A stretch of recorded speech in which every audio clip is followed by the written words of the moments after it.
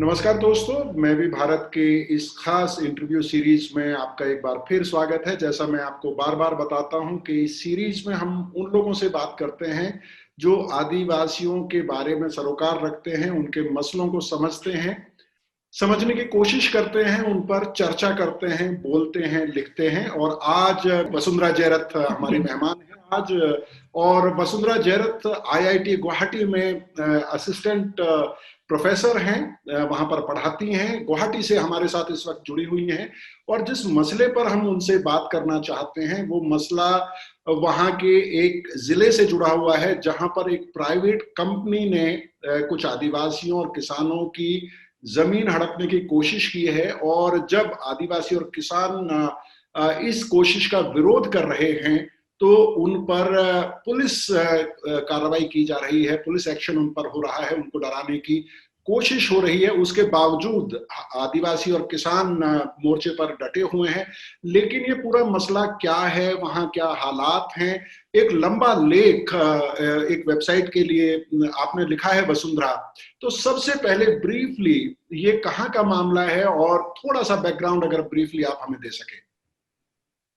जरूर। ये किस्सा जो है ये नौगांव डिस्ट्रिक्ट का है, जो रीजन वाइज असम में उसको लोअर असम के हिस्से में है। और जो खास जो यहाँ जो जमीन जिसकी हम बात कर रहे हैं वो बॉर्डर है कार्बी आंगलोंग के, एकदम बॉर्डर पे जो हिल्स कार्बी हिल्स है उसके एकदम जस्ट वहीं पे उसके नीचे है। तो यहाँ पे ये मिकिर बामुनी लैंड ग्रांट करके ये जमीन का मतलब क्लासिफिकेशन भी है, और जो जगह जो जाना भी जाता है इस नाम से, जो गांव का नाम है उसका नाम है आमडेंगा गांव।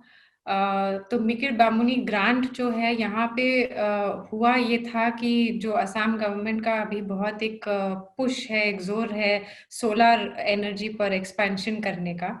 उनकी एक सोलर एनर्जी पॉलिसी भी निकली थी 2017 में, और उसमें पूरा टारगेट है कि हमको किस तरीके से प्रोडक्शन सोलर प्रोडक्शन बढ़ानी है।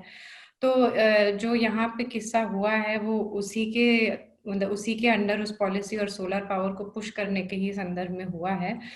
Azure power azure power global private limited जो उसकी मदर कंपनी है, जो खास यहाँ पे है वो एज्योर पावर 40 प्राइवेट लिमिटेड उसका नाम है। उनके कई सारे सब्सिडरीज हैं, ज्यादातर वो उनका ऑपरेशन इंडिया में ही है। और ये इंडिया के स्तर पर, भारत के स्तर पर सोलर पावर में एक बहुत बड़े प्लेयर हैं एज्योर पावर, और उनकी काफी फंडिंग है, उसके बारे में मैं बाद में बात कर सकती हूँ। ये जो कंपनी है इसने यहाँ पे करीब लगभग ऑलमोस्ट 100 एकड़ जमीन फिलहाल उनके तरफ से उन्होंने खरीद ली है प्राइवेटली। ये भी एनर्जी पॉलिसी का एक वो मॉडल है। जी। लेकिन जो उन्होंने किया है यहाँ पे कि जो लैंड ग्रांट है ये एक हिस्टोरिकल जमीन का लैंड टेन्योर सिस्टम है, लोअर असम का हिस्सा है, जहाँ पे ज्यादातर जमींदारी बड़ी बड़ी जमींदारियां हुआ करती थी, जहाँ पे रैयत अपनी अपनी जमीन फिर पर खेती बाड़ी करते हैं। तो असम में इस जमींदारी सिस्टम को तोड़ने के लिए, क्योंकि लैंड सीलिंग एक्ट बहुत गहरे तरीके से इम्प्लीमेंट नहीं हुआ यहाँ पे, तो उसको तोड़ने के लिए यहाँ पे एक Assam temporary settled areas tenancy act 1971 ये लॉ पास किया गया था, जिसके तहत 3 साल तक अगर कोई भी रैयत, कोई भी किसान उस जमीन पर खेती करते रहे तो उसके बाद उनको एक ऑक्यूपेंसी राइट मिल जाता है, एक land right to the land मिल जाता है।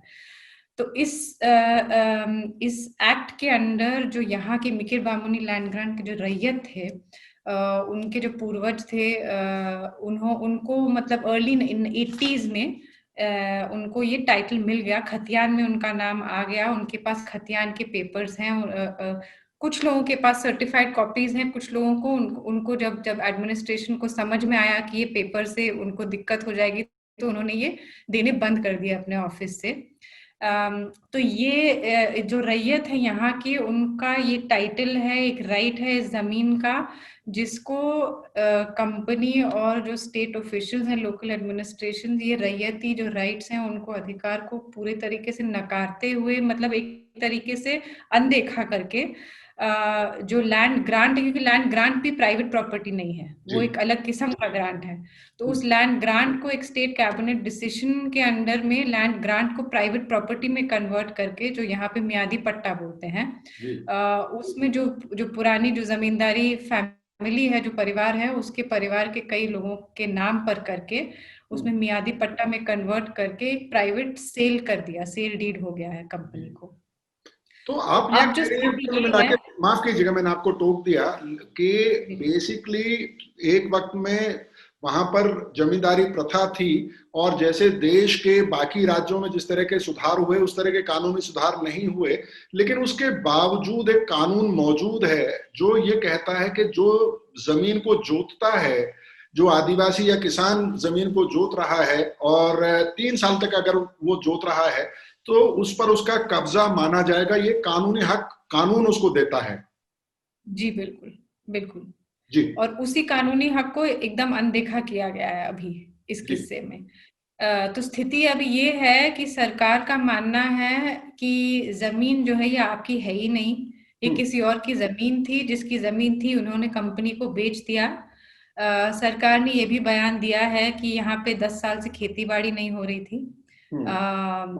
तो वो भी एक लीगल प्रोसीजर के अंडर आता है, जो लैंड क्लासिफिकेशन को बदलने के लिए आपको दिखाना पड़ता है कि ये जमीन 10 साल से अगर खेती बाड़ी नहीं हो रही है तो वो जमीन वो एग्रीकल्चरल से नॉन एग्रीकल्चरल लैंड में कन्वर्ट हो सकती है। तो और आप दो, ये कह रही है बेसिकली कि एक प्राइवेट कंपनी ने गैर कानूनी तरीके से जमीन खरीद ली है, और प्रशासन बजाय आदिवासियों या किसानों की तरफ खड़ा होने के कंपनी की तरफ खड़े होके उनकी पैरवी प्रशासन कर रहा है। एक तरह से मिला हुआ है प्रशासन इस पूरी कार्रवाई में। जी बिल्कुल क्योंकि कई सारे मतलब फॉल्स बयान भी दिए हैं। तो एक ये था कि खेती बाड़ी नहीं हुई है 10 साल से, और उसको वो जस्टिफाई कर लिया कि हम अब एग्रीकल्चरल से नॉन एग्रीकल्चरल पर्पस के लिए ये जमीन इस्तेमाल हो सकती है, क्योंकि बंजर जमीन है, खाली जमीन है, कुछ हो ही नहीं रहा था इस पर। हम्म। दूसरी तरफ ये एक माना जाना एलिफेंट कॉरिडोर का हिस्सा है। मैंने खुद एक वीडियो देखा है जहाँ पे जो अज्योर पावर का जितना उन्होंने पैनल कंस्ट्रक्शन करा हुआ है, जो पैनल रखने के लिए वो बनाए हुए हैं स्ट्रक्चर्स, जी। वो स्ट्रक्चर्स दिख रहे हैं, उसके बीच में हाथी भाग रहा है दिन के समय। हम्म। तो फॉरेस्ट डिपार्टमेंट ने भी ये बयान दे दिया है कि यहाँ पे कोई एलिफेंट कॉरिडोर नहीं है। हाँ, अ, लेकिन तो किसानों इसके का ये चलते दावा है वहां पर, आदिवासियों का और किसानों का ये दावा है वहां पर कि वहां बाकायदा खेती हो रही है और कई पीढ़ियों से उस जमीन पर वो लोग खेती कर रहे हैं, और उसके अलावा वहां हाथी आते रहते हैं, और वो बाकायदा हाथियों का रूट है। इन सारे तथ्यों को डिनाई किया जा रहा है सिलसिलेवार तरीके से, और पूरा प्रशासन उसमें शामिल है एक प्राइवेट कंपनी को आदिवासियों की जमीन लेके देने के लिए। जी बिल्कुल, क्योंकि एक तरफ तो ये इसमें कहीं भूमि अधिग्रहण हुआ ही नहीं है, क्योंकि एक प्राइवेट लैंड डीलिंग था, तो उसमें कहीं सरकार का रोल था नहीं जमीन खरीदने में। दूसरी तरफ जो कंस्ट्रक्शन का काम वो लोग जोर जबरदस्ती करवाए जा रहे हैं, कई महीनों से जोर जबरदस्ती से करवाए जा रहे हैं, वो सारा कंस्ट्रक्शन का काम वो पुलिस बैकिंग के साथ हो रहा है। तो जहां कंपनी का कंस्ट्रक्शन का काम होना है वहां पे वो पुलिस के साथ आते हैं, प्रशासन के साथ आते हैं। जहां लेकिन जमीन लेने, ये एक बात दोहराने की जरूरत है कि अभी तक हम्म। अज्योर पावर ने आज तक कभी भी उन किसानों से बात नहीं करी है। ये हम्म। कार्बी और आदिवासी किसान हैं हम्म। जिनकी जमीन गई है। ना प्रशासन ने उनसे कभी ना प्रोजेक्ट के बारे में बात करी है, ना जमीन के बारे में बात करी है, ना जमीन खरीदने वो जमीन का लीगल टाइटल क्या है, क्योंकि उन्होंने ये तय कर दिया है कि जमीन आपकी है ही नहीं, तो हम्म। आप इसमें कहाँ से आए। तो इस पूरे किस्से में कहीं पे पर भी लोगों से जो भी उनको इंफॉर्मेशन मिली है इस प्रोजेक्ट के बारे में, कंपनी के बारे में, जब उनको पता लगा 2020 फरवरी मार्च के समय पता लगा, वो सिर्फ जो गांव में दलाल थे कंपनी के, जिनको उन्होंने पैसा बांटा है कि आप लोगों को मना लीजिए कि मना ये अपनी लीजिए, जमीन आप बहका छोड़ लीजिए, लालच देके हटा जमीन लीजिए, दिलवा कुछ दीजिए। कुछ आप दलालों को पैसा दे दिया। आप दलालों को, किन लोगों को फोन भी आए हैं जिन्होंने मना किया कि हम्म। भाई आप 5 लाख ले लीजिए, आप अपने ग्रुप को संभाल लीजिए। हम्म। तो इस तो तरीके से पैसा दिया है बांटने के लिए, तो जो सारा कंपनी के बारे में उनको जो भी कुछ मालूम है वो खाली इस माध्यम से उनको पता चला, ना कि कंपनी से, ना प्रशासन से। वसुंधरा जयरथ, मुझे ये बताइए कि एक तो ये कि जिस तरीके से ये पूरी कार्रवाई की गई है, ये साफ साफ आदिवासियों और किसानों की जमीन को हड़पने का मामला बनता है। और इस बात में भी कोई कहने में कोई बुराई नहीं है कि प्रशासन पूरी तरह से खड़ा हुआ है, और आमतौर पर हम देखते हैं कि प्रशासन और पुलिस आमतौर पर पूंजीपतियों और उद्योगों के साथ खड़ी होती है। इस केस में भी कोई अलग बात नहीं है। लेकिन जब इन आदिवासियों और किसानों के पास लीगल राइट्स हैं और ऐसे तथ्य मौजूद हैं जो ये साबित करते हैं कि उस जमीन पर खेती भी हो रही थी और वो एलिफेंट कॉरिडोर भी है, तो क्या जो अदालतें हैं, कानूनी रास्ता कुछ है इसमें? क्या वो रास्ता लिया गया है? क्या अदालतों को अप्रोच किया गया है? जी बिल्कुल, अदालत में अभी केस जारी है। इनफैक्ट आज वो लोग एक इंजंक्शन ऑर्डर का इंतजार कर रहे हैं, क्योंकि कंपनी अभी भी कंस्ट्रक्शन का काम कर रही है। जबकि जो डिस्ट्रिक्ट कोर्ट में अभी तक जो जो स्थिति है, नौगांव डिस्ट्रिक्ट कोर्ट में उन्होंने बोला है कि भाई ये सिविल डिस्प्यूट हो चुका है, जो जमीन है ये अलग अलग पार्टी कंटेस्टेड क्लेम्स हैं इस जमीन को, तो सारा काम बंद होना है। तो जो अभी भी जो कंस्ट्रक्शन का काम चल रहा है, वो अपना बाउंड्री और फेंसिंग वगैरह का काम कर रहे हैं, वो पूरा इलीगल तौर पर चल रहा है, क्योंकि जो कोर्ट ने अभी बोला है कि सब कुछ बंद होना चाहिए इस किस्म का काम। तो फिलहाल उसका जो स्टेटस है वो एक सिविल डिस्प्यूट का स्टेटस हो गया है जमीन को लेके। जो प्रशासन की तरफ से खासतौर पे कागजों का मामला है, तो जो लोगों ने शुरुआत करी कि जो सर्टिफाइड कॉपी होती है खतियान की, तो उन्होंने वो अप्लाई करने का की प्रक्रिया शुरू करी। तो शुरुआत में जो ऑफिसर्स थे लोकल, उनको ध्यान नहीं था कि ये सर्टिफाइड कॉपी से उनका मामला उनको बिगड़ बाधा सकता आने है। वाली जमीन था। तो हम्म, उन्होंने दे दिए। हम्म, जब उन्होंने दे दिया, उनको ये समझ में आया कि कोर्ट में ये दिक्कत आने वाली है, और ये टेनेंसी एक्ट है 1971 जिसके तहत इनको अधिकार है जमीन का, तो हम्म, उन्होंने ये कागज देना बंद कर दिया। हम्म। तो आधे लोगों के पास अभी वो कागज उनको मिल गया है, आधे लोगों को नहीं मिला है। तो लेकिन उनको इसके ये कागज बावजूद निकालने के लिए जी भूख जी हड़ताल पे बैठे वो लेकिन सब उसके जगह। बावजूद जैसा आपने कहा कि मामला अदालत में जा चुका है, अदालत में स्वीकार हो चुका है, कार्रवाई शुरू हो चुकी है, तो एक ये सिविल डिस्प्यूट है। लेकिन उसके बावजूद खबरों को अगर देखें तो खबरों के अनुसार एक खबर ये आई थी कि अगर मैं सही हूं, 29 दिसंबर को ये कंस्ट्रक्शन का काम जब शुरू किया वहां पर कंपनी ने, और वहां आदिवासियों और किसानों ने प्रोटेस्ट किया, तो उनको पुलिस से लाठी खानी पड़ी और काफी चोटें आई लोगों को। तो अदालत में डिस्प्यूट होने के बावजूद काम रोक देना चाहिए, लेकिन प्रशासन कंपनी के साथ खड़ा होके ये इंश्योर कर रहा है कि वहां पर काम हो और जो प्रोटेस्ट है उसको दबाया जा सके, उसको एक तरह से कहें कि निष्प्रभावी बनाया जा सके। जी बिल्कुल, इसमें ये इन अलग अलग लोगों की अपनी इंटरप्रिटेशन है जो ऑर्डर है, क्योंकि ऑर्डर शुरुआत में जो पहला भी ऑर्डर आया था कि जैसे जमीन थी उसको वैसे ही रहने देना चाहिए। तो इसमें किसानों ने बोला कि हम खेती बाड़ी करते आ रहे थे, तो हम खेती बाड़ी करेंगे। स्टेटस को तो अगर है तो उसमें हाँ। एक जी। स्टेटस को में हम खेती बाड़ी करते थे, तो हम खेती बाड़ी करते रहेंगे। तो जैसे जैसे वो कोर्ट में केस चल रहा था, उन्होंने हर बार जब जब जब ये इस किस्म की हिंसा हुई है, अरेस्ट हुआ है, दमन हुआ है, वो एक रेस्पॉन्स और रिएक्शन भी रहा है, जो किसानों का एक क्लेम और एक असर्शन है जमीन को लेके। तो उन्होंने जिस दिन नंगल मारा और हल चलाना शुरू किया जमीन में, जून जुलाई में, उसी समय पहला वो आया उनको नोटिस, कुछ लोग अरेस्ट भी हुए, उन पर ये प्रेशर बनना शुरू हुआ, बढ़ता गया कि आप लोग ये जमीन छोड़ दो। उसके बाद जो जो मतलब धान राइप हो गया था, हरा भरा था, अक्टूबर के समय में उन्होंने आके इसको कंपनी के काम हम्म। के मतलब उस कहने में ही उसको उस जमीन को फ्लैटन आउट कर दिया। तो हम्म। ये वो भी चल रहा है कि कंपनी भी कह रही है कि भाई अगर आप लोग सोच रहे हो कि जब स्टे ऑर्डर आया है तो आप खेती बाड़ी करोगे, तो हम्म। हम कंस्ट्रक्शन करेंगे। तो आप ये कह रहे हैं उनकी फसल बर्बाद कर दी गई? आधी से ज्यादा सारी की सारी फसल बर्बाद कर दी गई। और ये पहले मतलब आप वहां के लोगों से बात करेंगे तो वो भी आपको बताएंगे कि ये जी। असम में पहले कभी स्केल पे कभी हुआ नहीं है कि हम्म। स्टैंडिंग क्रॉप को हम्म। कि कितने सारे बीघा जमीन मतलब 150-200 बीघा जमीन की फसल को जो हम्म। उग रही थी उसको हम्म।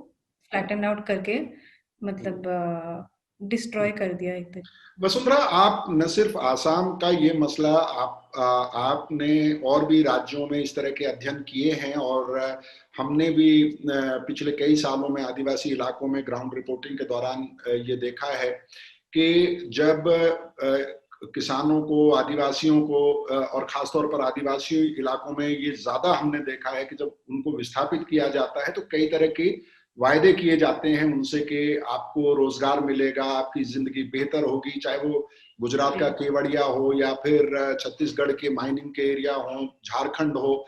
ज्यादातर आदिवासी इलाकों में, विशाखापट्टनम में हमने इस तरह के मामले देखे।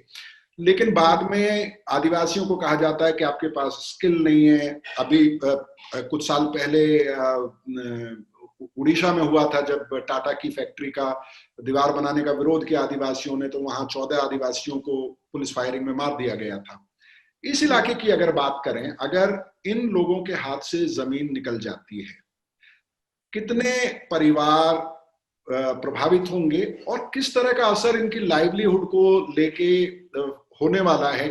इनकी लाइवलीहुड, मुझे लगता है, जो जितनी मेरी जानकारी है, कि वो खेती किसानी जो उस जमीन पे करते हैं, ये उसी से उनकी जिंदगी चलती है ज्यादातर परिवारों की, चाहे वो आदिवासी परिवार हो या जो छोटे और किसान हैं। आप इस मामले को देख रही हैं, किस तरह का असर होगा अगर ये कंपनी ये जमीन ले लेती है फाइनली? ये जो परिवार है उनका क्या होगा?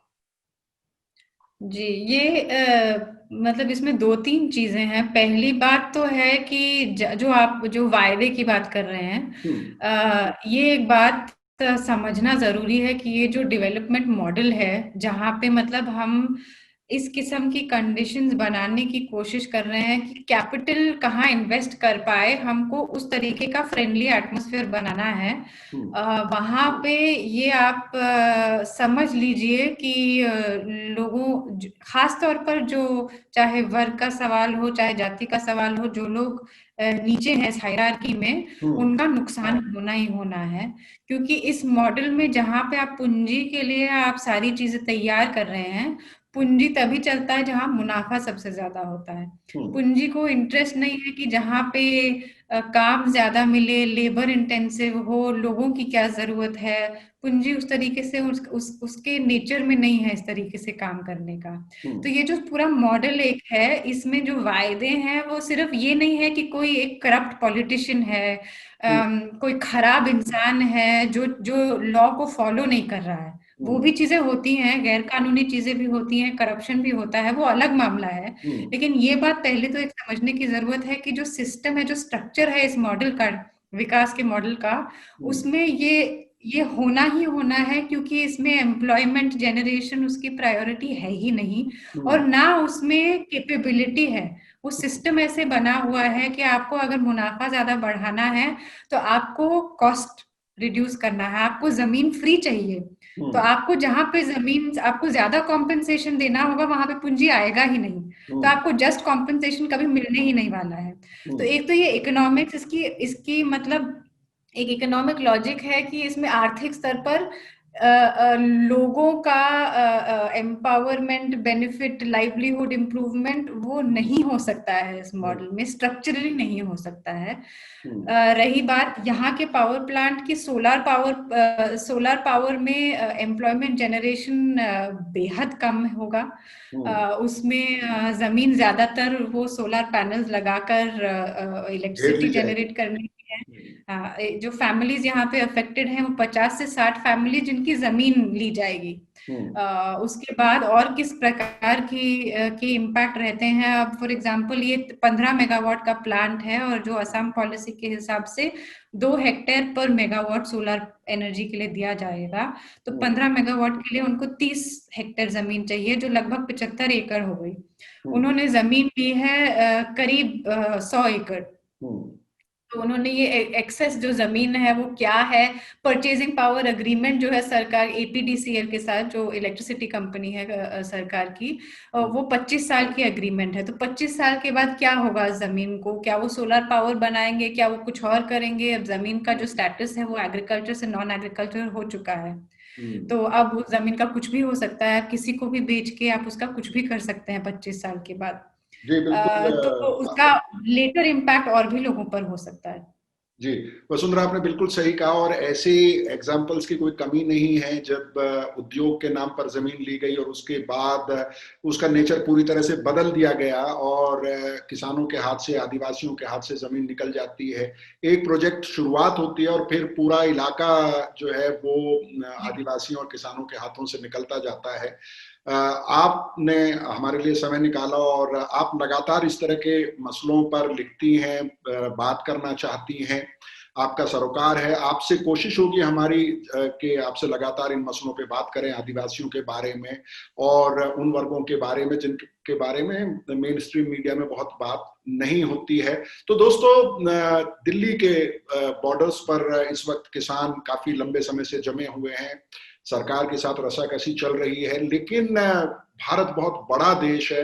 अलग अलग राज्यों में और खास तौर पर जो आदिवासी इलाके हैं, आदिवासी भारत के बारे में खास बात यह है कि जिस तरह से हम देखते हैं कि दिल्ली में अलग अलग वर्गों के मुद्दे उठते रहते हैं समय समय पर, लेकिन आदिवासी भारत ऐसा जहां ये मुद्दे लगातार चलते रहते हैं। उनकी जमीन, उनके जंगल, उनके संसाधन, विस्थापन, ये मसले लगातार चलते रहते हैं। लेकिन अफसोस ये है कि वो मेन स्ट्रीम मीडिया में वो मुद्दे नहीं आते हैं, नहीं उठाए जाते हैं, उन पर चर्चा नहीं होती है। और यही हमारी कोशिश है कि इस तरह के मसलों को मैं भी भारत के प्लेटफॉर्म पर उठाया जा सके, कम से कम लोगों को जानकारी मिले उनके बारे में।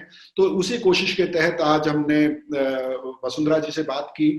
इस मसले पर जो जमीन पर लोग काम कर रहे हैं उनसे भी बात करने की कोशिश होगी, और हमारी कोशिश ये भी होगी कि हम जमीन पर जाएं और वहां से एक ग्राउंड रिपोर्ट तैयार करके इस पूरे मसले को आपके सामने रख सकें। तो वसुंधरा जयराज जी, बहुत बहुत शुक्रिया, आपने हमारे लिए समय निकाला। और जैसे मैंने कहा कि हमारी कोशिश होगी कि फिर आपसे कुछ और मसलों पे भी बात करें, उनको समझने की कोशिश करें। बहुत बहुत शुक्रिया। Thank you. शुक्रिया। Thank you.